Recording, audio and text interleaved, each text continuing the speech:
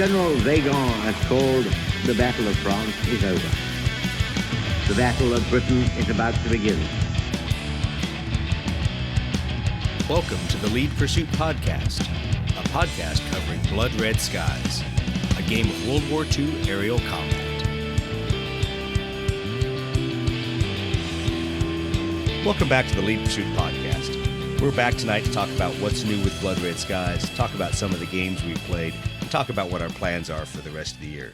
Chris, how you doing? It's good to have you back on the podcast. So, dude, I'm digging out of school, and I'm just glad to be here with you guys tonight talking about something other than academic BS. Well, that sounds like your problem. Brett, good to have you on. It was good to see you last weekend playing up at CoastalCon. How you doing? I'm doing great. It was you recovered from the long weekend? Yeah, it was fun. Yeah, I had a good time. Yeah, it was good. It was a good one-day convention, but we'll talk about that a little bit later. I was extremely jealous seeing those pictures online. I was like, oh my God, they're pushing airplanes around as I'm sitting here typing a research paper. It was terrible. It was no fun. You wouldn't have enjoyed it. Okay, I'm totally lying. Well, let's talk about what's new, what we've seen drop in the last few days. So we've seen a 3D rendering of the Hellcat out there. Now, there's been lots of questions out there. People have said, hey, what are the panel lines going to look like? People already nitpicking the 3D rendering, realizing that they're looking at a really zoomed-in picture of what's going to be a 1/200 scale model. But I think it looks pretty good. Chris, what'd you think? It sounds like we've inherited some rivet counters from some other games. If Yeah. They're trashing that. Dude, all I know is those panel lines were gorgeous. Yeah, there may need to be some culling in the ready room here after a bit if there's too many more rivet counters. They were like judging the freaking angle of the heads inside the freaking cowling. I'm like, oh my God, don't let I want to strangle you. Too much detail. Oh my God. So, but anyway, it's just going to be a blob of resin. You realize that, right? Yeah, exactly. It's made out of resin. It's better than the plastic ones are going to be, but it's a little plastic airplane. I was just honestly, I was just glad to see panel lines. It was a gorgeous model. I don't know what we're going to get. The good thing is now that we're getting a 3D render, and eventually we're going to see a model that comes from a 3D rendering, which is one of the first times they've actually put one up. We're going to see exactly how that's going to translate to later resin releases. And I'm really 2 thumbs up praying that freaking Warlord gets this 100% right.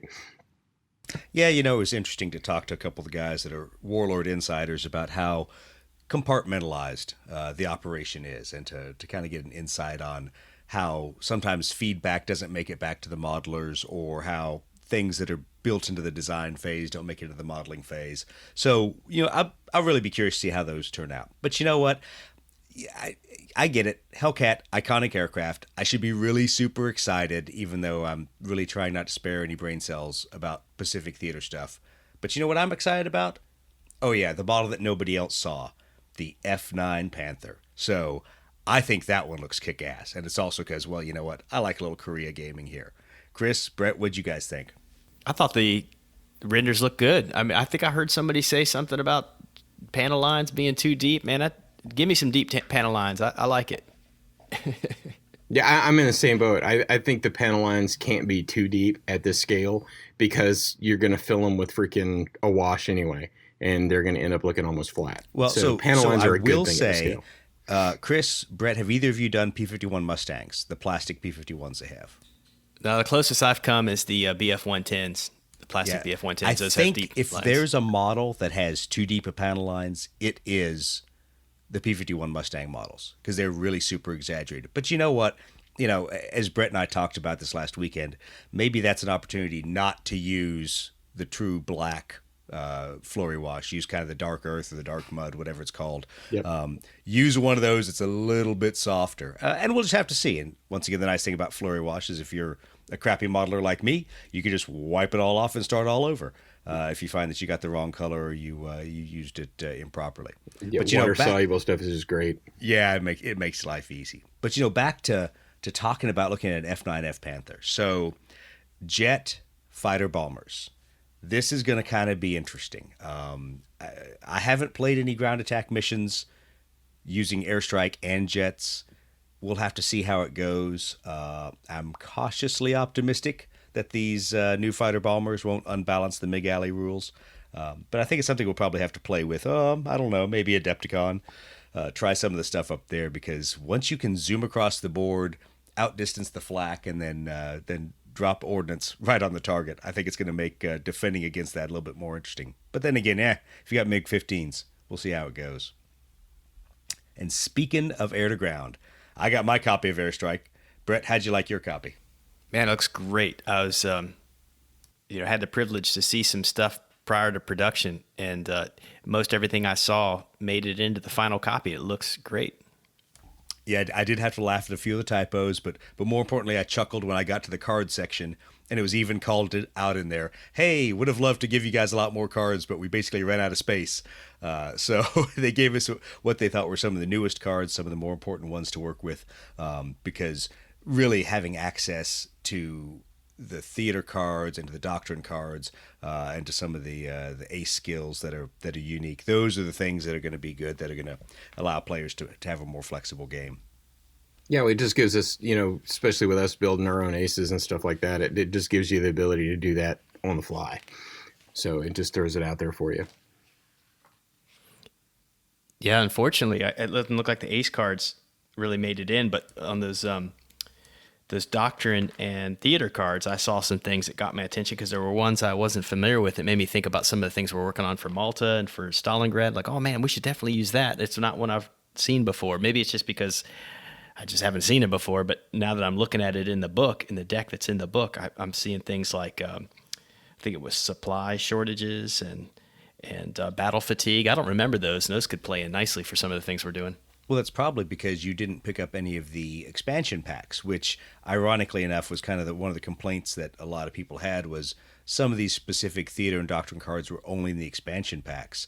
And now, at least with rolling it out there in Airstrike, you have an opportunity to see some of those cards and to have the data for those cards, make a copy if you need to use in your deck, which I think is an okay temporary solution. I really want to see Warlord go out there and kind of release a compilation, whether it's a theater-specific compilation or a tournament-specific compilation, something where they start putting these cards out there so you can go buy and get all those extra cards that you don't need to collect the expansions for the Luftwaffe or expansions for the RAF just to get those. I think that would be good.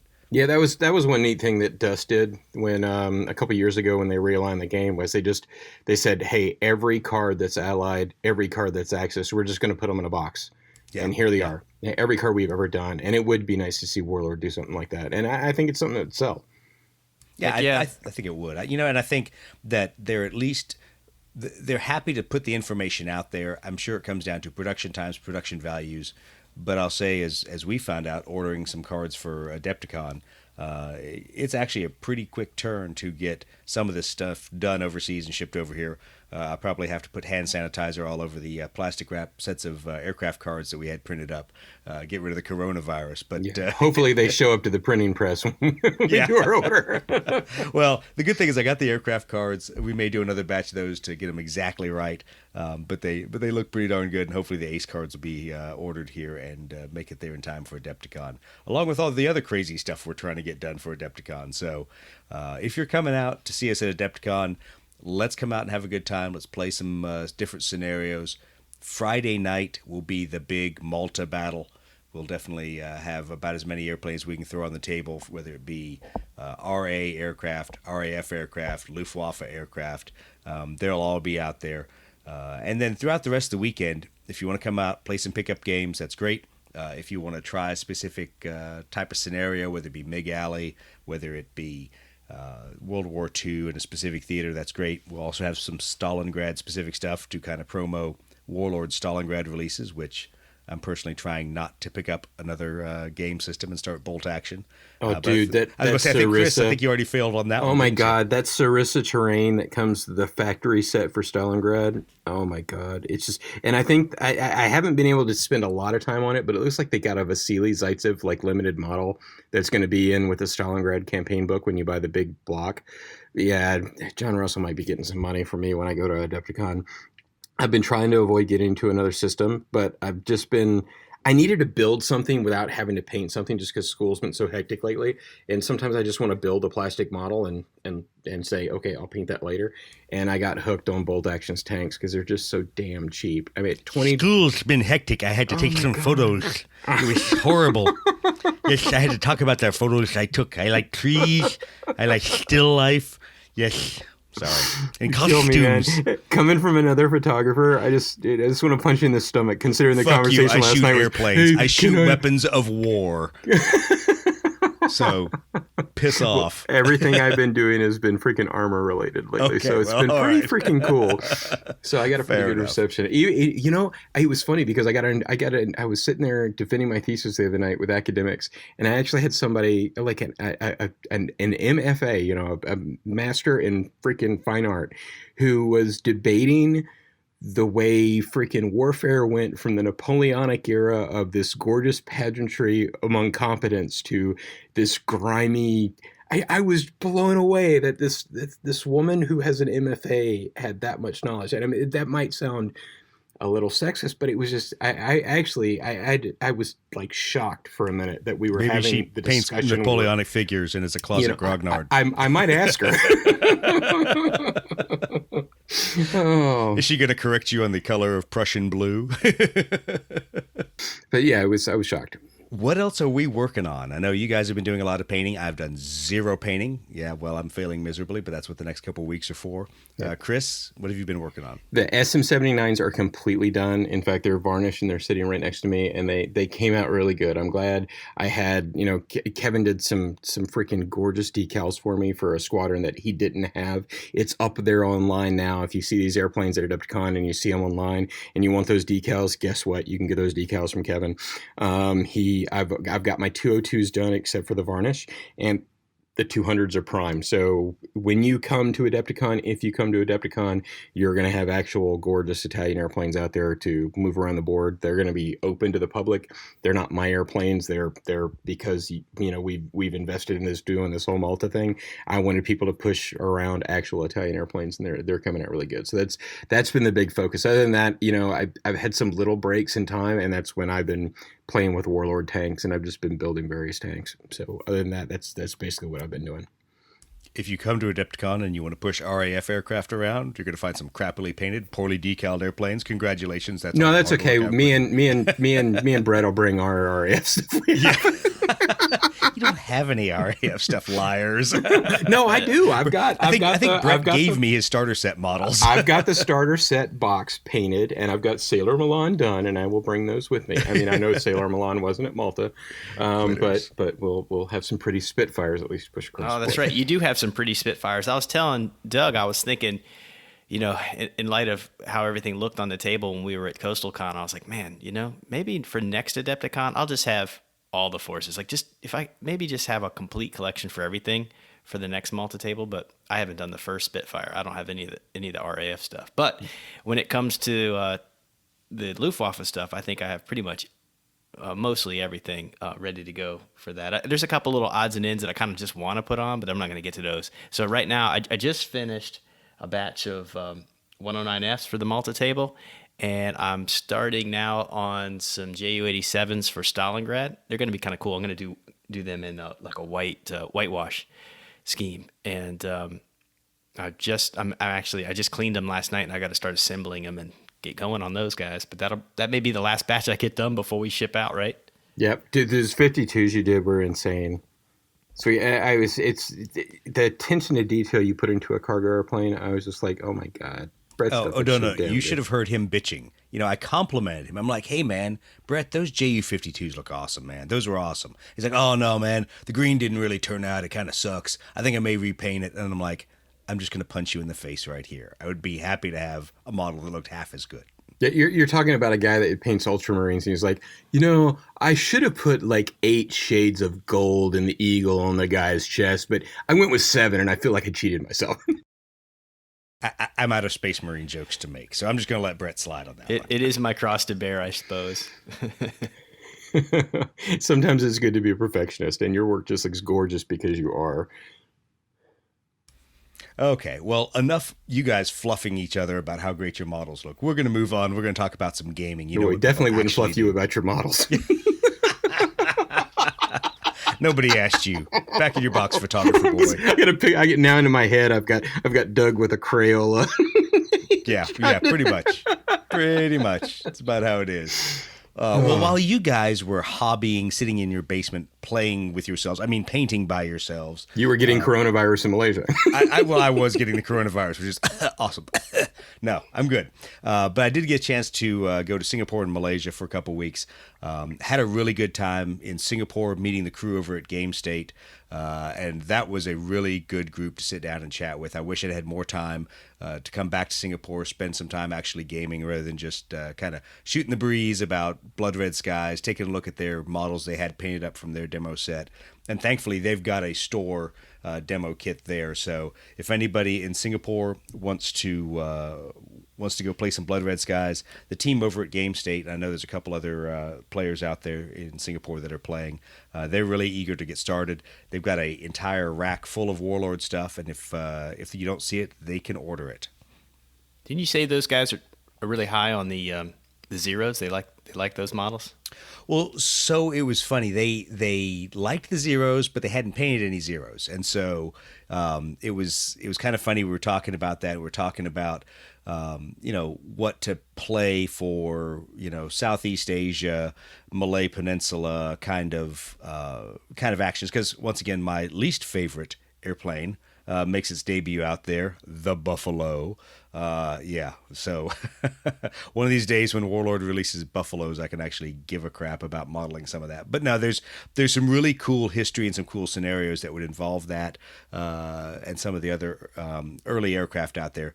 But the problem is, right now, the stuff that's kind of modeled for the Japanese is you get some early war Zeros, and then it's all late war fighters. So it'll be interesting to see with the Japanese expansion that's come out, and then some of the Pacific expansions that come out, how that works for at least all my friends in the Singapore, Asia area, what scenarios they want to do and what they want to play. But I'll tell you, Game State has some gorgeous models, just not even looking at their Blood Red Skies stuff, but the rest of all the things they had. And of course, there was Aeronautical Imperialis that I had to drool over there. But they've got some great models in the case. They got lots of terrain, lots of places to play. Half the store there was tables, the other half was tons of models. So it was a cool time to get to hang out with them and kind of meet the founder of the whole store out there and talk to her and figure out how they wanted to do things.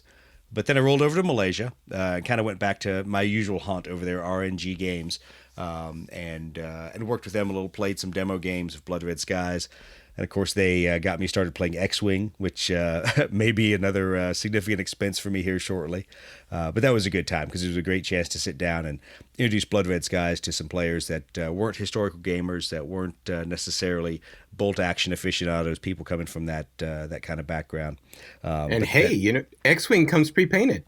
Yeah, so perfect for you, man. It is. It's perfect for me, but I have to say that was the Malaysia crowd's biggest complaint about Blood Red Skies is it wasn't pre-painted. Because, of course, I walk in and they've got all this huge selection of X-Wing stuff.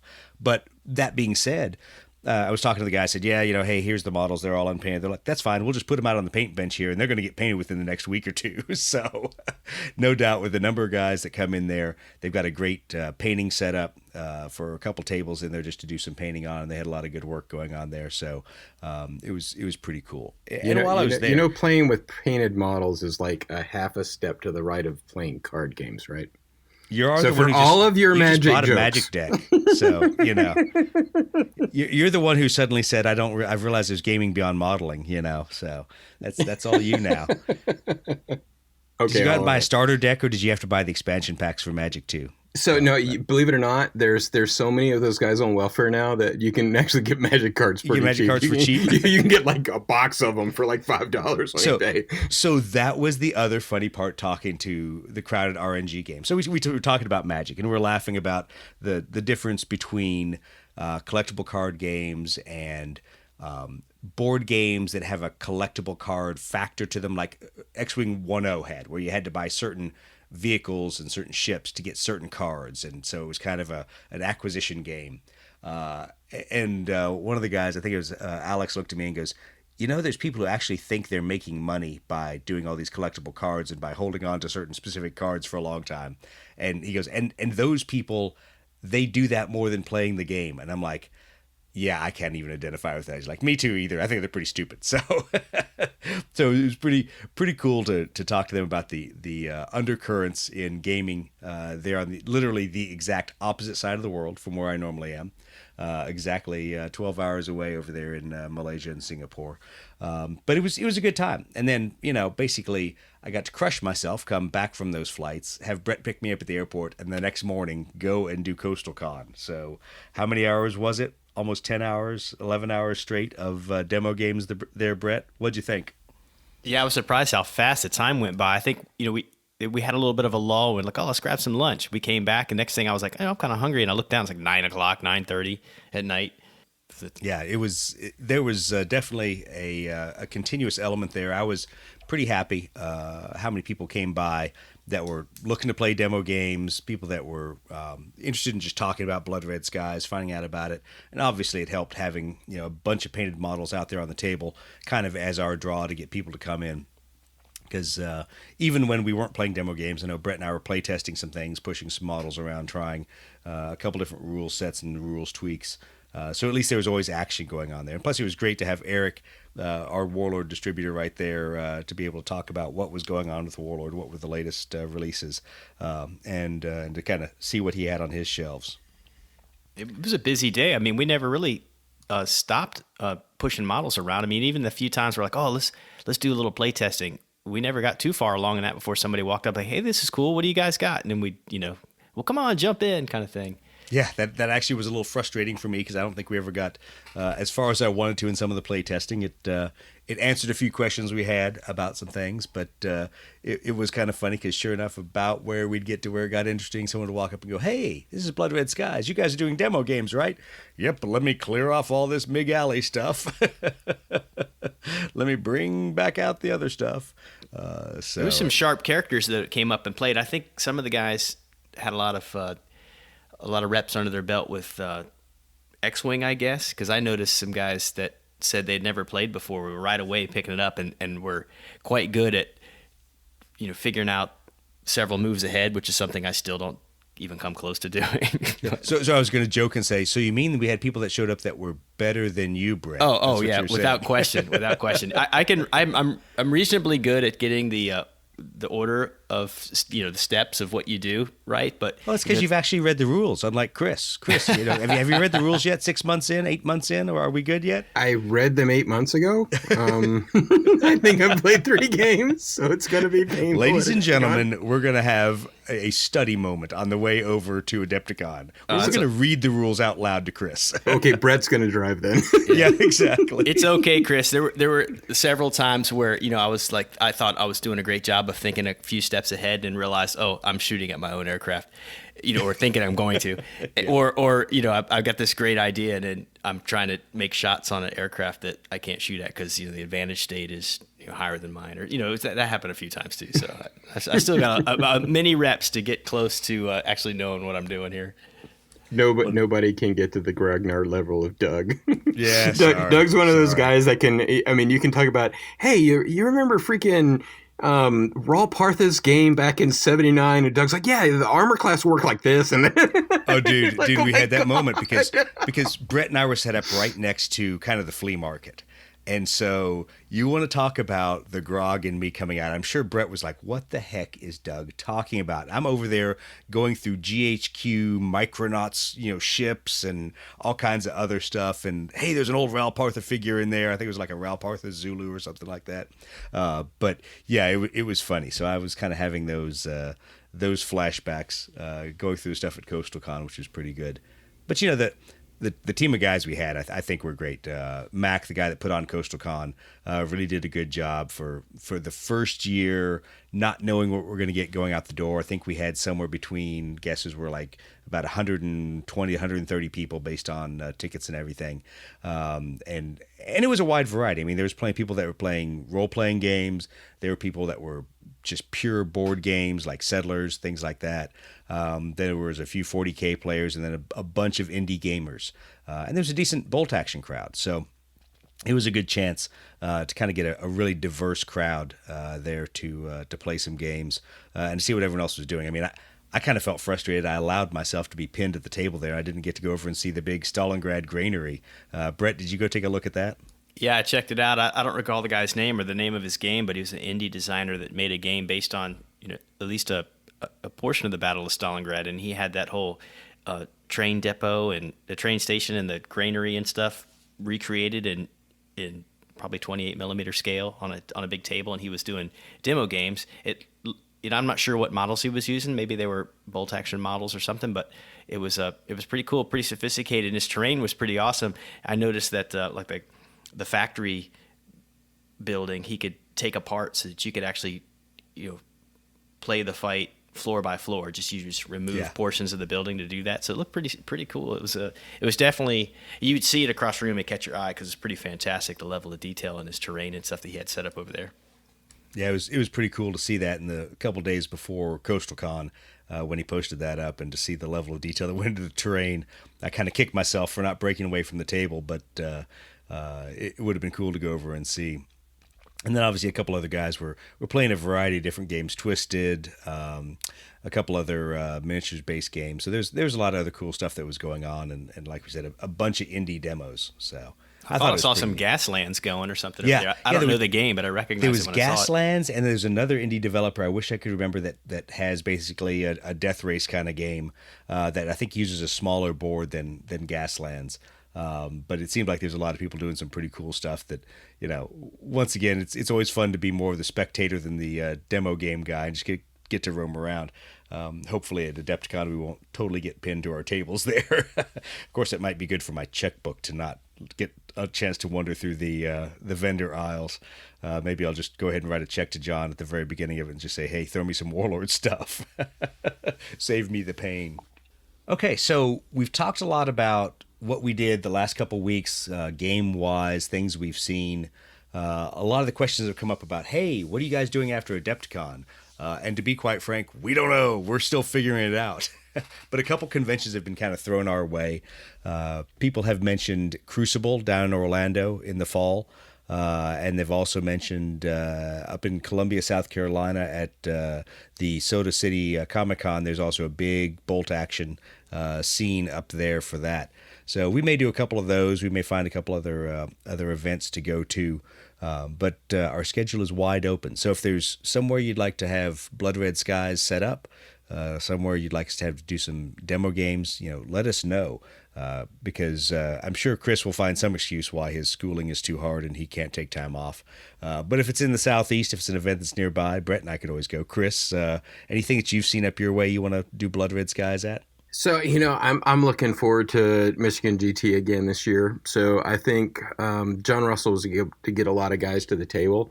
And I think given Adepticon is so close to the crowd that Michigan GT it pulls in so many of those guys, I'm getting a lot of feelers from people that are like, hey, man, I'm really interested in getting started in this.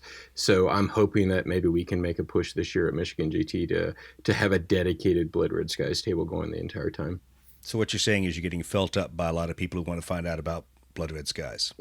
Yeah. All right. Yep. Be our slut. Sell Blood Red Skies. That's what I like to say. Hey, right as long now. as John Russell eventually puts us on the payroll, I'm all good with it. Well, so I felt like Brett and I, at least we earned a little appreciation from Warlord because we took them all the way down to only one starter set left there at CoastalCon. So hopefully we were worth the effort that they put forward. We need to start talking to John about commission structure. Yeah, mine's easy as long as it's resin. I'm happy. Yeah, that I can figure it all out. But even if we can just pay for a habit, it's just kind of like if you're pushing the crack to a couple people, we'll give you a couple hits for free. Yeah, exactly. I need a few hits of my own, specifically P40s and P47s, which I laugh about because everybody's already got theirs, started to paint them, and I'm just like, damn it, why didn't I order them? And then I realize I have no use for either of those at Adepticon and need to finish my RAF stuff. So glad I didn't order them. Really frustrated, and I hate all of you people there in the ready room who are already posting your painted pictures because, I won't get them for another 3 months or so. I think that's all right. From a hobby standpoint, I'm going to polish off what's left on Malta, which I don't think I have too much left on Malta. I might have like 4 airplanes I really want to paint for Malta that I may not get done before we leave. Yeah, because there's only like 4 planes in the whole theater you haven't painted already. That's Malta, right. So. That's right. And that's just Luftwaffe. So I think maybe what I'll do after that is, depending on what's dropping, I'll probably be on little side missions to get some of that stuff done. But maybe in between, whatever's, whatever the hot donut now is, I may plug in some allied stuff for Malta. Just keep plugging away to build a collection. Idea. It's called the Pacific Theater. Get on board for the big win, because otherwise Chris and I are going to get Betty's swamped. sitting on the table right now. So the Bettys are they've got the base coats on them. I've got one that's got decals on it. They're a little bit bigger model than I've worked with a whole lot with Blood Red Skies. I've got my Catalina painted. I've got Hellcats and Wildcats already painted. So 2 squadrons of 0. So yeah, that's definitely the direction I'm headed in. Well, so here's the tough question trail. for that. So thinking Pacific and thinking Midway starter set, there better be some plastic or resin valves showing up here soon. I have a bad feeling they're going to be cardboard cutouts, but we at Lead Pursuit Podcast don't play with cardboard cutouts. So somebody better be starting to paint up some dive bombers and some Kates. I haven't looked at the Warlord Kates, so I don't know if AIM has a better model out there right now. But I think we've got some work ahead of us if we want to at least get all that ready. And then, as I've said before, this is the second time I've mentioned in the same damn show, I'm going to have to paint buffaloes. Fuck me. But that's all right. I'll paint my buffaloes for Midway there, and then I'll do some Dutch East Indies freaking buffaloes. So something really obscure.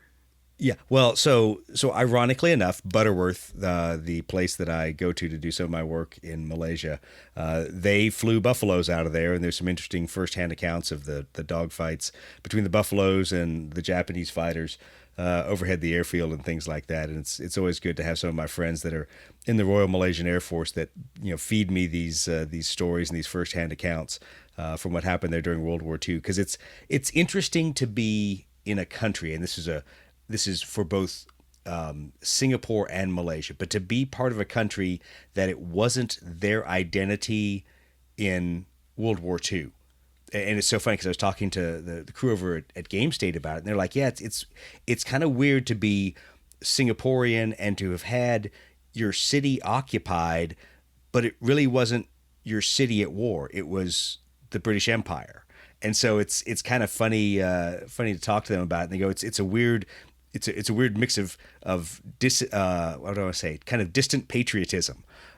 So that's going to be one of the interesting things, doing some of the scenarios and modeling some of the stuff for that time period, because they're actually, at least for the Malaysians, there were 2 Malay brothers that went off, joined the RAF, became well known throughout their actions in World War II, and it's just kind of funny though, because once again, it's not their country's air force. They joined the RAF as part of the British Empire. So yeah, weird little historical things like that. Yeah, I think that whole theater is just going to open up so much. There's just so much more potential there. I mean, we've explored it a little bit with Zeros and a little bit with the Wildcat models being out, and then having some AIM ones and coming up with some of our own rules. And just I've gotten sucked into the Pacific Theater just with reading, and I know that I can't wait to play Henderson Field, Savo Island, Tulagi, PBY Catalinas, and you mean all the Zeros stuff that I was reading until I got sucked into this stupid Vietnam playtesting? Yeah. Hey, thanks guys. Yeah, let's expand Blood Red Skies to Vietnam. Right as I was still trying to figure out World War II. Nice. Yeah. I'm a little behind in my Pacific reading. I'm sorry. Yeah. Yeah. There's just some amazing books that are out there. There's been I being a Marine and being storied in what happened at Henderson Field and how that was kind of like the Marines just being thrown out there, put the flag up, and just pray it doesn't get knocked over.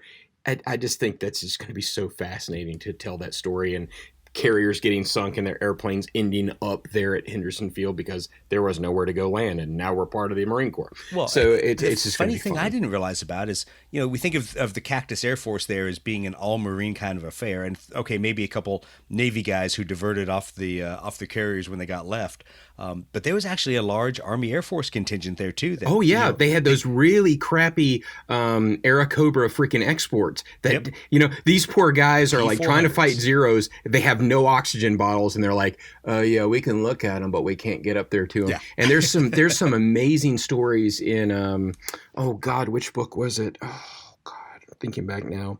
It was Morning Star and Midnight Sun, and where they talk about the Army, the general that was in charge of the Army Air Corps at the time coming over there and basically just beating the crap out of his pilots and just insulting them in front of everybody because you guys aren't doing what the Marines are doing and you suck and you're the most horrible pilots in the world. And they're like, you gave us the worst, most substandard aircraft we could be flying. You gave us stuff you wouldn't give to the Russians Lend-Lease. And then the Marines come into their defense and saying, no. These guys are flying the ground attack missions against the Japanese in the jungle that their airplanes built to fly, and they're doing everything they can. And yeah, it's not getting the headlines because they're not, smacking planes out of the air. It's fascinating to see that political dynamic between MacArthur and, and the Marines at the time and how that went back and forth. And it's just, when you start opening that can of worms, it's just going to be such a fun theater to play around in.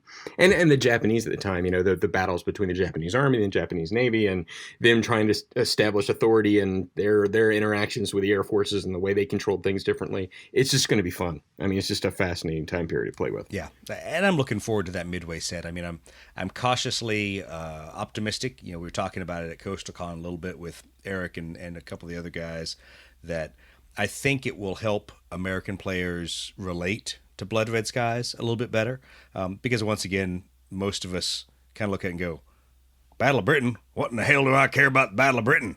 What you boys doing over there in Europe? I talk about the Pacific, America.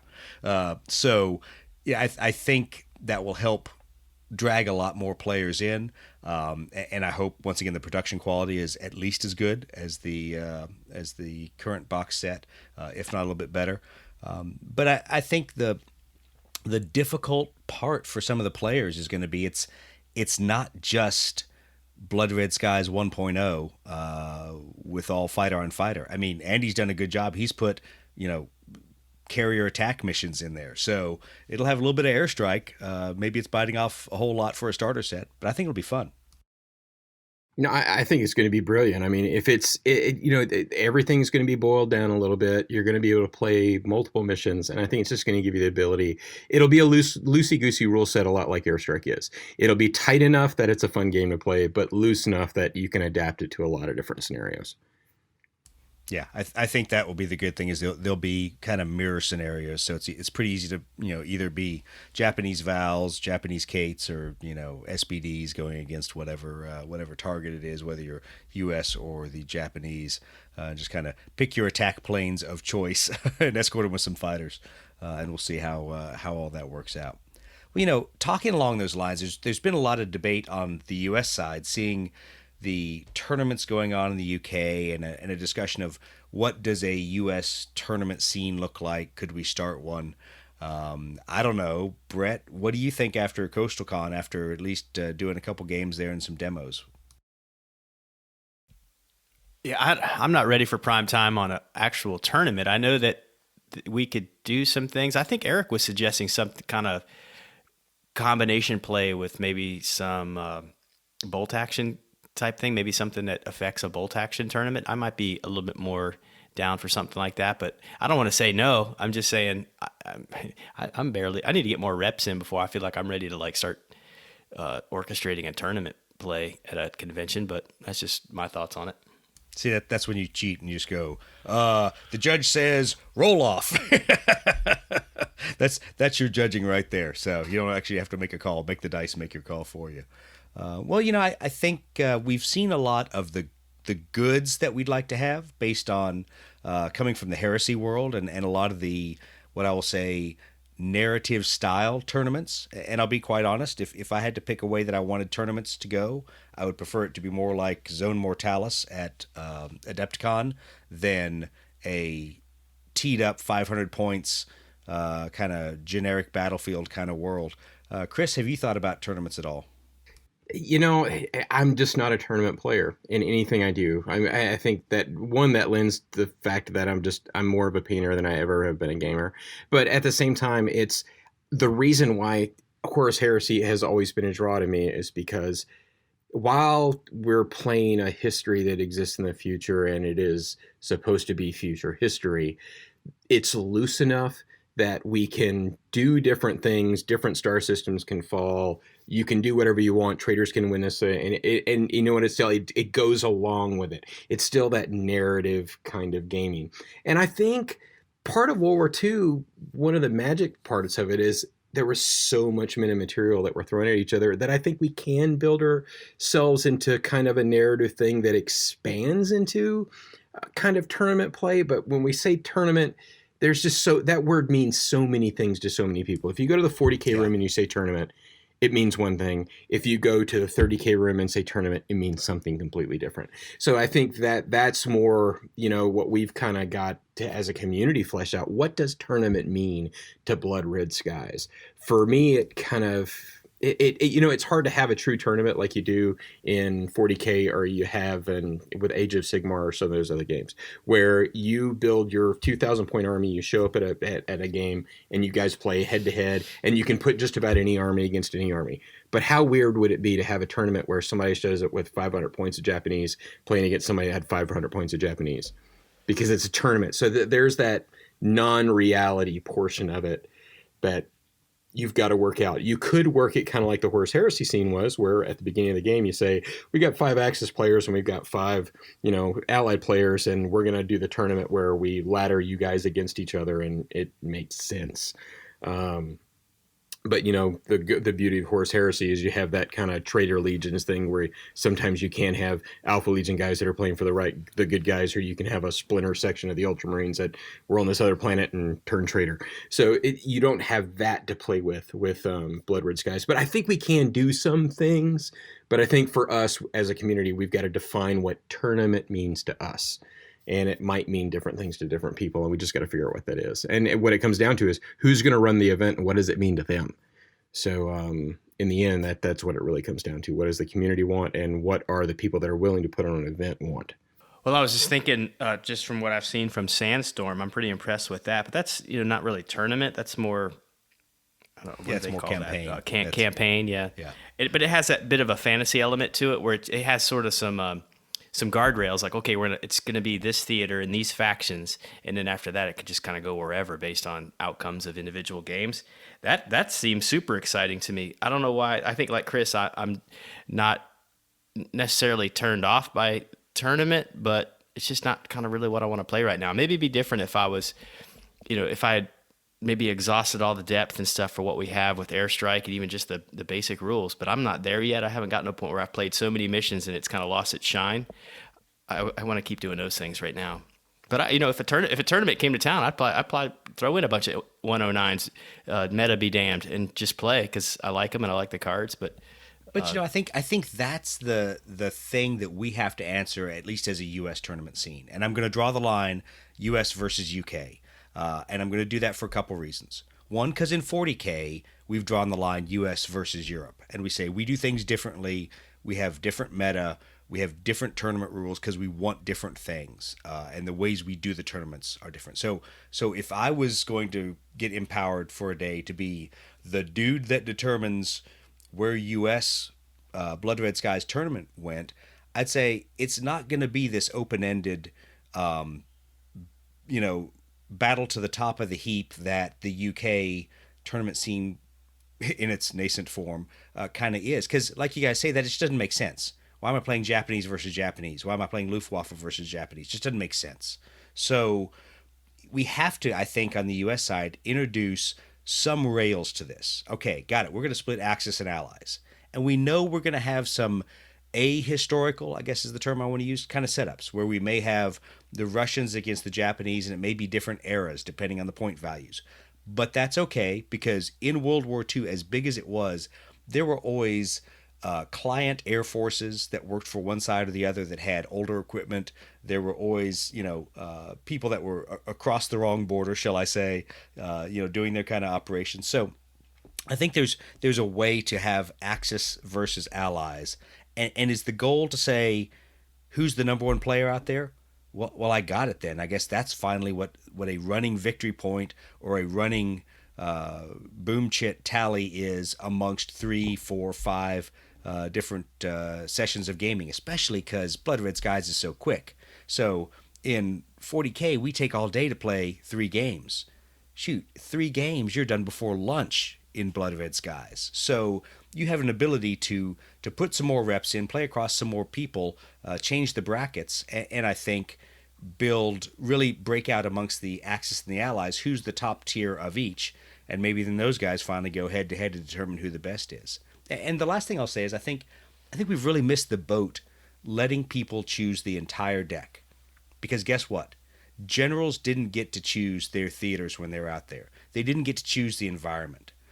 In my book, having to play across different terrain and different tables is the one and only thing I like out of ITC. I effing hate competitive 40K, but the fact that you have to take into account not just building your list against all the other jackasses that are going to show up across the table from you, but that each of the tables are very different in the amount of terrain, in the layout of the terrain, in the kind of terrain, whether it's truly line-of-sight blocking terrain for some of your larger vehicles. So when I take that into Blood Red Skies, I go, why do people get to choose their theater cards? Why aren't the theater cards stuck on the table? And you bring, sure, your doctrine cards, or you choose a series of doctrine cards based on that table and the theoretical year that it's in. Give people a smaller pot to choose from to really force them to optimize what they've chosen as their army, or their air force in this case, against their opponents. What do you guys think about that? I think that's a really cool idea. Yeah, maybe that's what you do in the pseudo tournament scene is you take some of the cards out of the hands of people to build in their decks, and they're issued to them when they show up to certain tables. We do that kind of with 30K. We put in individual rules, and there are special table rules that add different things, or in non-player characters that are on the board that give you certain abilities. So you could almost do that with Blood Red Skies too. Where it's table specific, and you do take that out of their hands, and that would give another element of gaming the game where you've got to be set to take on all comers.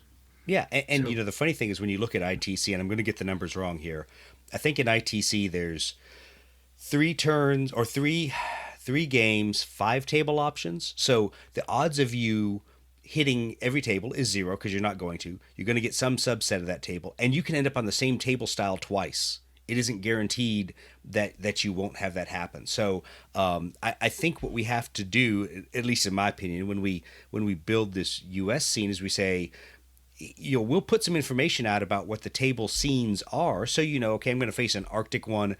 I'm going to face a tropical one. I'm going to have to balance, what kind of aircraft I have and what I think the impacts of the environment and of the different theaters are going to be. I know I'm going to face one as the Germans where I've got home advantage, and maybe I'll face one as the Allies, where they've got home advantage. So, there's a lot of different things we can do there. But if you keep people from choosing those cards, for at least the weather and the theater, I think it makes people react and actually really shows who's a better air admiral, air general, whatever term you want to use for the better master of their squadron.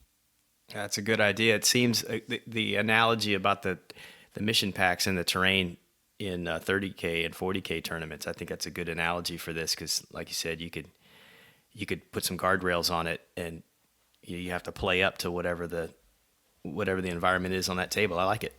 Yeah, and you can always make it more or less narrative. I mean, it's you can always add layers of narrative on top of well-balanced table rules. So I think that it gives you a chance to do something cool if you want to go the extra mile, or if you say, hey, let's just go have a tournament. We know there's 5 or 6 different options we're going to put out there for tables. Everybody bring their 500-point list. And it also, see, the nice thing is by taking the theater cards away, you don't have to worry about saying cards like numbers aren't allowed. You just don't have numbers on any one of your tables. Brett, I know you had some points about that. Well, I just want to know can I paint your gladiators for your first tournament? I don't like you anymore. You're not very funny. Yeah, there will not be gladiators in the tournament because thankfully it'll only be sanctioned cards, not lead pursuit playtest cards out there. So. Well, when you're doing a tournament scene, you're doing a campaign scene too. What about coming up with, our own cards that are, I mean, you were joking and teasing me the other night about the shitty logistics card. So lazy logisticians. So, throughout all that armies and air fun, services, there have been slackers in the logistics department that do nothing other than deliver chow, random boot knives, You and lived pens to pretty their good headquarters. in Afghanistan. Thank you very much. I was never short of White Dwarf magazine. Let's put it that way. No, you weren't. At least I had Chris to supply me with that. Well, yeah. So I think the other thing to consider is that there's needs to stay in Blood Red Skies a wide variety of game styles out there. We don't want to become a all tournament or all narrative kind of community, because I think we want the competition, especially in the United States. The competition drives model sales, and we know that. We also know, thankfully, Warlord is not going to be Games Workshop. They're not going to change the rules every other week with an FAQ to make you go buy more models. That's a good thing, but it means that, at least on the tournament side, we're going to have to drive people to want to bring the best list they can within the constraints of not being the perfect X-Wing deck builder, I guess, as I would say, where you've kind of math hammered out the best combination of your cards, because there's going to be things that you have to respond to. And that's also a concern with us too, because unlike 30K and unlike a lot of other games, you have basically what I would call a compressed technological timeline. So the advances in aircraft from in 1 year were so stellar that there was constantly this chess game being played, and that's going to have to be something that's figured out in tournament scene too. You can't show up and play Brewster Buffaloes against freaking 109Gs and expect anything but death to happen. Yeah. Well, and that's where I need to play a few more of the swarm lists and try really crappy low point airplanes with crappy pilots, and see how you constrain the swarm. So I kind of thought sarcastically as I was drinking beers the other night, I'm like, maybe it's always the judges tell everybody, bring extra airplanes, bring 2 more airplanes than your list, and if your opponent brings a swarm of crappy airplanes, I'm giving you the numbers card, and you just got 2 more airplanes. So maybe that's how you punish that out of people. I don't know. But, I think there's a lot that needs to be done with it. I know that we've had a number of people approach us and say, hey, we'd like to start doing tournaments here in the U.S. I know the organizers of CoastalCon have said, hey, we'd like to do a South Carolina, Georgia kind of Blood Red Skies tournament up here. So we'll see where it goes. I think that a little bit of thought needs to go into it rather than just copying what the UK and Euro team is doing, because it's okay to have a different tournament scene. I mean, that's the other point. It's not. I don't want to act like, I don't want to sound like I'm judging those guys, but it's just that I want something different out of the tournament scene than I think what we've seen in the last year with their tournaments. Especially because I don't want Bolt and Ball Defiance. and you don't want to play Tau on Tau 262s versus 262s. Yeah, exactly. Although with 262s, I think you'd have, 3 models on the table, something like that. Yeah, exactly. The point about it.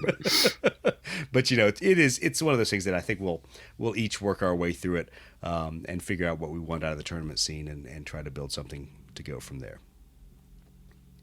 Well, guys, we spent a lot of time talking about a lot of different things tonight. Brett, any last-minute issues you wanted to cover? Anything you want to tell the listeners before we check out? Just thinking back on the Airstrike book and how much I like it. One of the things that struck me was the quality of the target cards. You have to photocopy them and everything and to use them. But I liked it. We talked about this early on, like we weren't sure what the target cards were going to look like.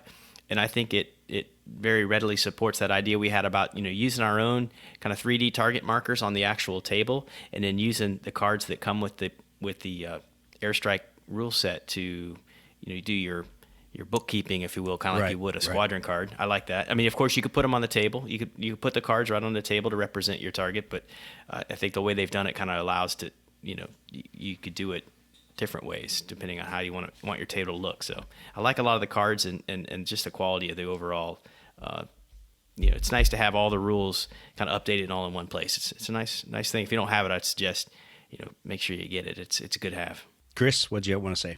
The only thing I got to say is if you're making it to Adepticon, let it be, let yourself get out there and talk to us on the different chat groups.